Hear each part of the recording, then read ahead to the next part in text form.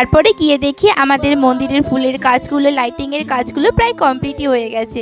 এখন দেখতে বেশ সুন্দর লাগছে, তাই না? তারপরে সেখান থেকে চলে যাই রেডি হয়ে মায়ের সাথে বাজারে। মালাকারের দোকানে পুজোর জন্য যে সমস্ত জিনিস লাগবে সেগুলো আনতে, সাথে ফল আর যা যা দরকার আছে সবই আজকের মধ্যে কিনে রাখতে হবে।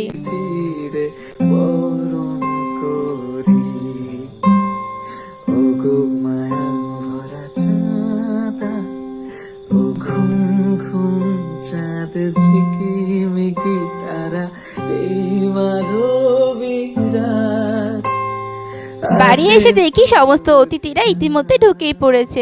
এই যে আমার ছোট মাসি চলে এসেছে। মা মাসিকে দায়িত্ব দিয়ে গেছিল রাতের ডিনারটা করে রাখার, লুচি আর সাথে ঘুগনি।